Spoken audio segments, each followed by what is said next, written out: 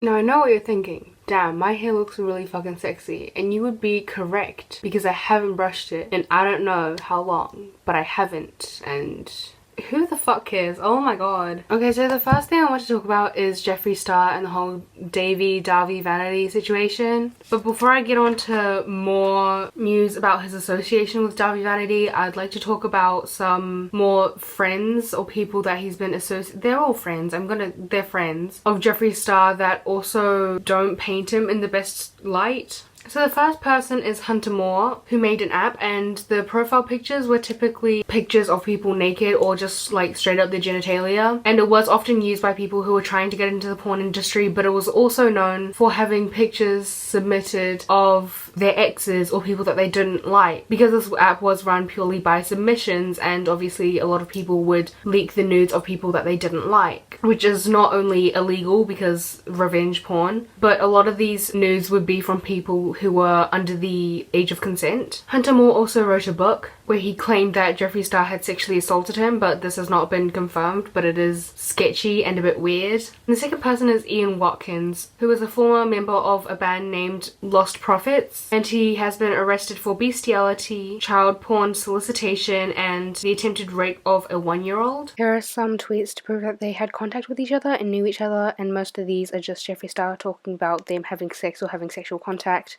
Third person that he's been associated with is a guy named Hock, who has sexually assaulted his then girlfriend who was unconscious, and he live streamed it. And lastly, William Control, and this is another person that Jeffree Star toured with and has supposedly been running an emo sex cult. So it's just a little bit sketchy that not only has he been involved with the whole situation with davie vanity, but he's also been associated with all these people who have either committed sexually motivated crimes or just other really dodgy shit. So when the whole thing about Jeffree and davie vanity came out and everyone started to realize that Jeffree isn't really the best person, he tried to claim that the tweets were photoshopped and some of them were just straight up lies. But it's been proven that they weren't actually photoshopped because there have been retweets of his tweets, but they're old-fashioned retweets. So instead of having the little bubble that we have now, it's literally just like a tweet of your own, but just with retweet at Jeffree Star at the front of it. So it's shown that people have retweeted the tweet that exists or did previously exist, and then he retracted and became friends with him again. He also DM'd Paige Christie, or Petty Paige, on YouTube and claimed that it was funny how no one had asked him directly about the situation with davie vanity, even though people had been. Like Chris Hansen, Repzilla, and a bunch of other smaller YouTubers have been asking him. He also said that he didn't want to talk about it because he doesn't want to give davie vanity a platform, and he also claimed that he didn't actually see any of it himself, despite his old tweets saying, yes, I did see davie vanity do this. I saw him bring underage girls to his hotel room, that kind of stuff. And survivors and victims of davie vanity have also come out saying that, yeah, Jeffree Star actually saw the whole thing, which it can't be proven, but it's just weird how he said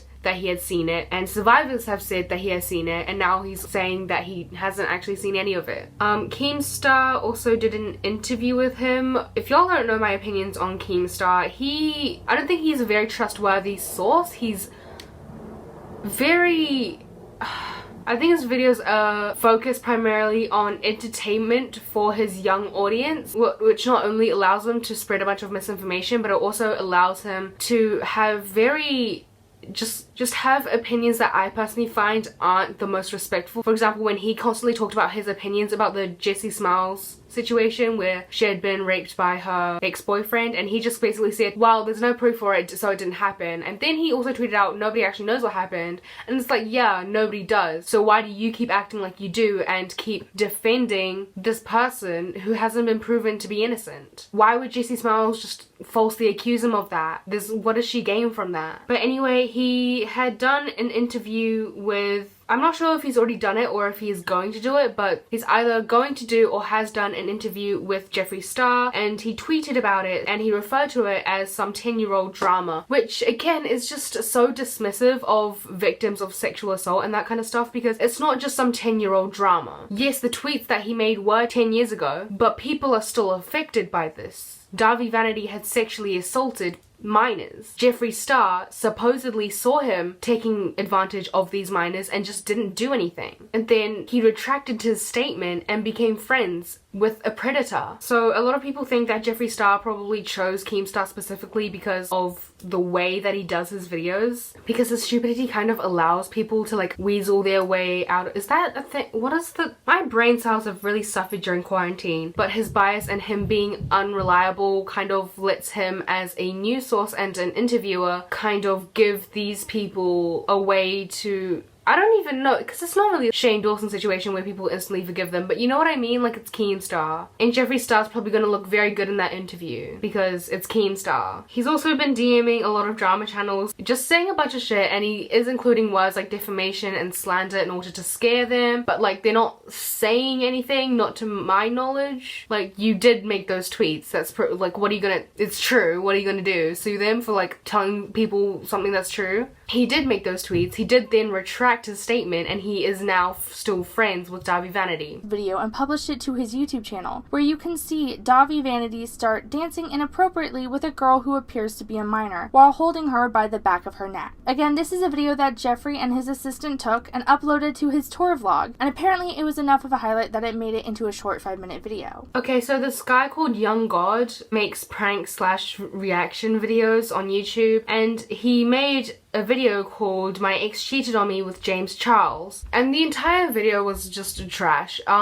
He didn't blame his ex for anything. His entire thing was with James Charles, even though he didn't actually do anything wrong to his knowledge at the time, and he has apologized. James Charles was convinced by this guy's then boyfriend that the relationship that they had together was just a thing and that it wasn't actually anything serious. They had talked for months, and not one time did this guy's then boyfriend ever tell James that their relationship was anything to be concerned about. And this kind of is like an annoying thing that people often do. Like, whenever somebody catches their significant other cheating on them, a lot of them have their first instinct be to get mad at the person that they were cheating on them with.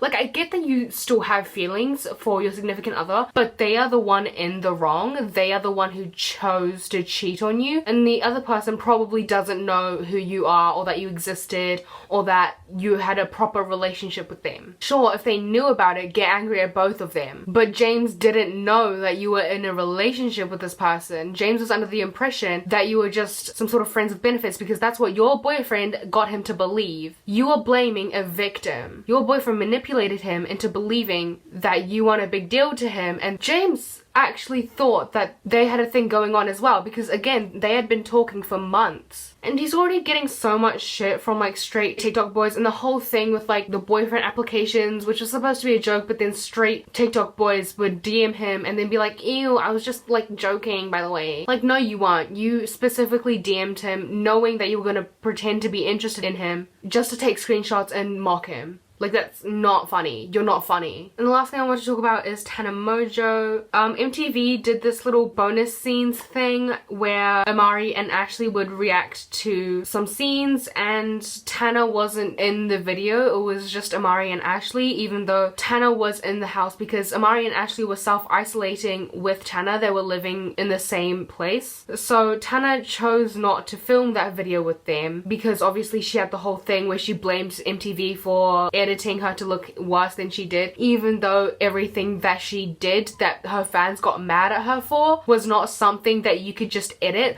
Like, if it was, like she said, you know, the arguments that she'd have between Jordan, like they'd get cut down and edited so it looked really heated, which that makes sense. But they cannot edit you to look bad in the doctor's office when you were the one who was acting extremely rude, when you were the one who pulled the thing off of your arm. MTV could not edit you sleeping through Amari's surgery and your perfume launch. MTV could not edit you on the phone telling Jordan that you have the description for your perfume ready and that he wouldn't know how to do it, and they just not send it in. MTV could not edit you just showing up to Amari's hotel room after sleeping through his entire surgery, after Amari had to call Trevor Moran to come in and look after him because you weren't there, and then manipulate him into thinking that was okay. MTV could not edit you blaming your mental health for absolutely everything. MTV could not edit you into acting like a complete idiot when hanging out with Jordan's family and just screaming the entire time. And obviously Amari and Ashley were very defending of Tana in this bonus scenes video. But the thing is, Tana also bought Ashley a car for her birthday. I believe it was a BMW or something. So it'd be weird for Ashley to go and react to that stuff and say that, yeah, Tana was acting gross, Tana should have handled this better, when she's not only living in her house, but Tana had also just recently bought her a car.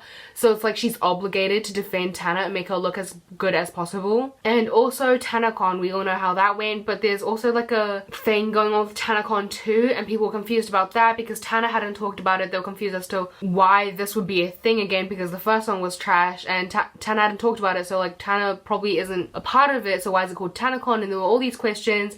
And after finding out about it, she basically said that she's not a part of it and that her lawyer is contacting Michael. So clearly it's just a thing that she just wasn't a part of. So why is TanaCon still TanaCon, not literally anything else, because Tana's not involved with it anymore. So yeah, that's all I have for you guys today. Stay safe and stay home.